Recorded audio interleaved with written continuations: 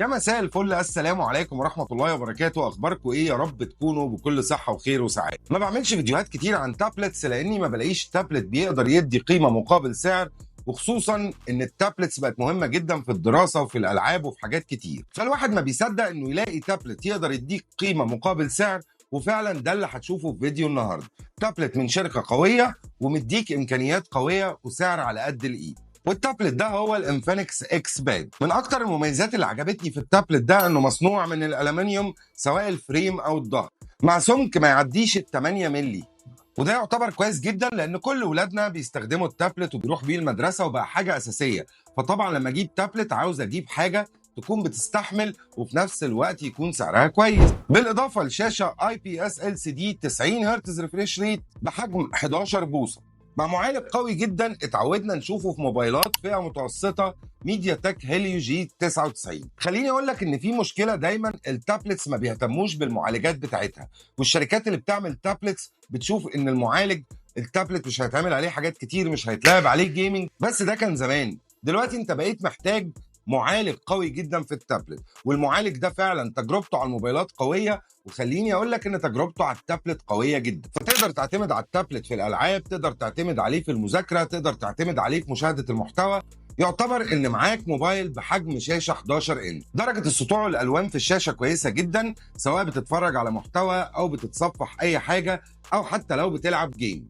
بالاضافه لان عندك 4 سبيكر في الجوانب بيدوك تجربه صوتيه محيطيه، يعني لو انت بتتفرج على فيديو هتحس انك بتتفرج على فيديو 3 دي. التابلت كمان بيقدر يديك لحد 16 جيجا رام، 8 جيجا منهم فيزيكال و8 فيرتشوال، مع ذاكره 256 جيجا. وخد بالك معظم التابلتس حتى اللي بتوصل لارقام 40 و50 الف جنيه بيكون الذاكره بتاعتها 128 جيجا، لكن انت هنا عندك 256 جيجا، وده رقم كويس جدا علشان لو عاوز تخزن عليه محاضرات او دروس او اي حاجه معاك مساحه كبيره.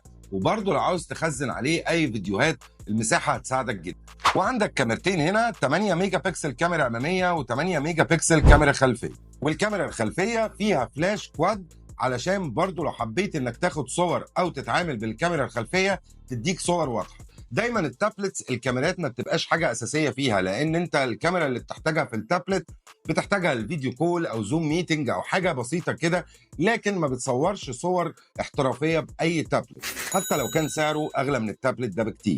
عندك مدخل شحن يو اس بي سي، وتقدر تركب كمان او تي جي. بالاضافه لخاصيه ناس كتير قوي هتحبها وهي الاف ام راديو. ناس كتير ما بتحبش تستخدم الراديو الاونلاين علشان الباقه بتاعتهم، فهنا تقدر تستخدم الراديو عادي. وده طبعا هياخدنا لان في مدخل 3.5، وبرده ده شيء مهم بالنسبه للناس في التابلت ان يبقى عندك مدخل 3.5 مع بطاريه عملاقه، تعتبر اكبر بطاريه لتابلت في مصر 7000 ملي امبير، مع شحن سريع 18 واط. البطاريه هتقعد معاك لو بتستخدم التابلت بشكل شاق جدا، هتقعد معاك حوالي يومين او 3، وشحن التابلت بعد كده هياخد في حدود 2.5 ساعات، يعني ما عندكش اي مشكله مع الطاقه او البطاريه. التابلت كمان بتقدر تركب له كيبورد علشان تقدر تتعامل معاه زي الكمبيوتر، او تقدر تكتب الرسائل او المحاضرات او الدروس بطريقه اسهل. وممكن تاخدها هديه بقيمه 3500 جنيه لو اشتريت التابلت في خلال عيد الحب. وخليني اضيف لك معلومه ان شركه انفينكس بتديك ضمان سنه على الجهاز، وشركه انفينكس راجعه بقوه جدا للسوق المصري، نازله باكتر من 10 موديلات لساعات وسماعات، بالاضافه لاكتر من 5-6 موديلات لموبايلات. وكمان شركه انفينكس بقى لها فتره شغاله في السوق، ولكن الفتره اللي جايه هتبدا تنزل اجهزه الفلاج شيب بتاعتها واجهزه الجيمنج، يعني انفينكس هترجع بقوه. لو بتسالني وعاوز رايي، فعلا تحت 10000 جنيه مش هتلاقي تابلت يديك الامكانيات دي، سواء من ناحيه المساحه او حجم الشاشه او معظم الامكانيات اللي موجوده في التابلت ده، وبالذات المعالج.